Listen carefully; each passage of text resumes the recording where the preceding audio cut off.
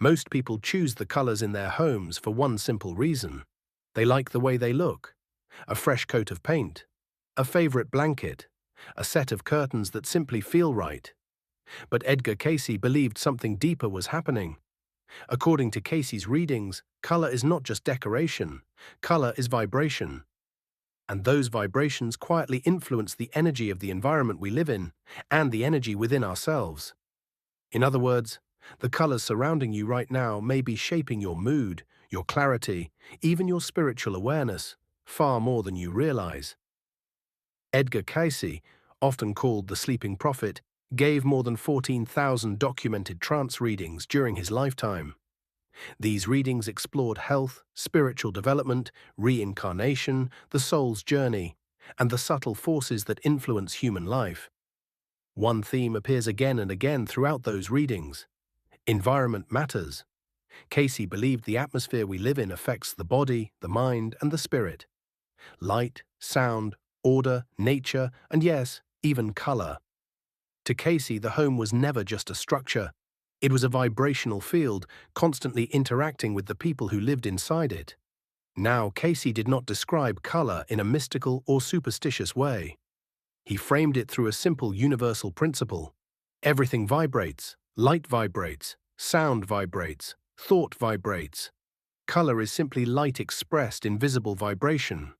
Modern science confirms that different wavelengths of light influence human biology. Color can affect mood, focus, sleep, stress levels. But Cayce suggested that color influences something even deeper, the subtle energy of the mind and spirit, which means the colors surrounding us may quietly support our balance or disrupt it. And if you enjoy exploring Edgar Cayce's lesser-known teachings like this, the insights hidden within his thousands of readings, make sure to subscribe to Mystic Podcast Cruise. This channel exists to bring Cayce's wisdom back into the conversation and explore what it might mean for our lives today. Now let's begin with the color Cayce most closely associated with life itself. Green. Green, the color of life. When Cayce spoke about nature, he often described it as a living expression of divine energy. And one color appears everywhere within that living system. Green. To Cayce, green represented the vibration of growth, regeneration, and balance. Think about how people feel when they walk through a forest, or sit beside a garden, or simply look across a field of trees. Breathing slows, the mind relaxes, stress begins to dissolve. Most people instinctively recognize this feeling. Cayce believed it was not imagination. He suggested that natural environments carry a harmonizing vibration that helps restore balance within the human system. This may explain why people often feel physically and emotionally better after spending time outdoors. But Cayce hinted at something even more interesting. He believed that bringing elements of nature into the home could help support the energetic atmosphere of that space. Plants, for example, were not merely decorative. They were living participants in the environment, quietly contributing vitality and renewal. Even a small plant in a room could introduce a sense of life into an otherwise stagnant environment. Gold, the vibration of value. If green represents growth, Cayce often associated another color with something many people seek throughout life. Prosperity. That color was gold. But Cayce did not describe prosperity in the way modern culture often does. For him, prosperity was not simply financial gain. It was alignment with purpose, alignment with spiritual values, alignment with the natural flow of life. Gold symbolized value, not material wealth alone, but recognition of the soul's worth. In environments where gold tones appeared, Cayce believed people were subtly reminded of dignity, appreciation, and gratitude. These emotional states influence the subconscious mind, and the subconscious mind strongly influences the decisions we make. When people feel worthy, they often recognize opportunities more clearly. They take healthier risks. They act with greater confidence. So gold, in Cayce's perspective, was not about luxury. It was a reminder of inner value. Red, the spark of life force. Red carries a very different vibration. Where green restores balance, red stimulates energy. Cayce often described human vitality as a kind of life force, an internal fire that fuels motivation, creativity, and courage. When that inner fire dims, people begin to feel tired, unmotivated, disengaged. Red was associated with activation. It can raise alertness, increase attention, and stimulate emotional intensity. But Cayce also warned that red should be used with care. Too much intensity in an environment can create agitation instead of inspiration.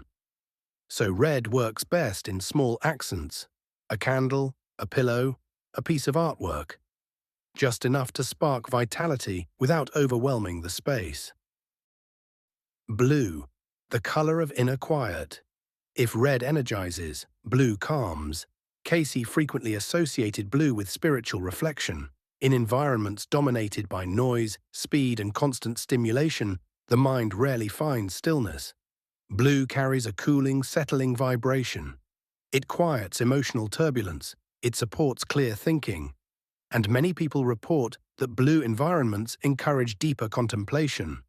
Meditation rooms, libraries, and places of study often naturally incorporate shades of blue. Cayce believed this was not accidental.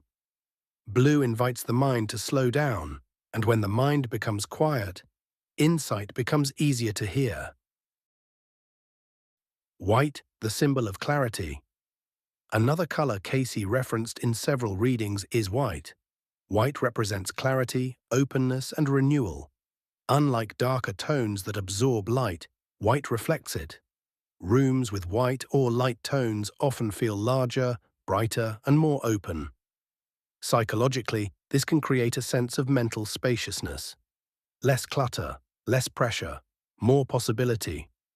Cayce sometimes described white as symbolizing a clean slate, a reminder that each day offers the chance to begin again. When environments drain energy, Cayce also warned that environments can sometimes drain vitality. This is not always about a specific color. Often it is about atmosphere. Dark, stagnant spaces, clutter, lack of light. Environments where nothing grows. When people live too long in spaces like this, the subconscious can slowly absorb that sense of stagnation. Energy lowers. Motivation fades. Clarity becomes harder to maintain. This is why Cayce often emphasized the importance of bringing life into the home. Natural light, fresh air, plants, movement, and colors that feel alive. The home as a living environment. One of Cayce's most interesting ideas was that a home is not passive. It is interactive. It affects the people living inside it every day. Every object, every sound, every color, every arrangement. These details shape the emotional and psychological atmosphere of the space, and over time, that atmosphere shapes the people living there. This is why Cayce believed environment should be chosen consciously, not obsessively, but thoughtfully. You don't need to redesign your entire home to experiment with these ideas. Small changes often create noticeable shifts. A plant in a room lacking life, a calming blue space for reflection, a touch of red for energy, more natural light, less clutter. These adjustments influence how we feel when we walk into our own homes.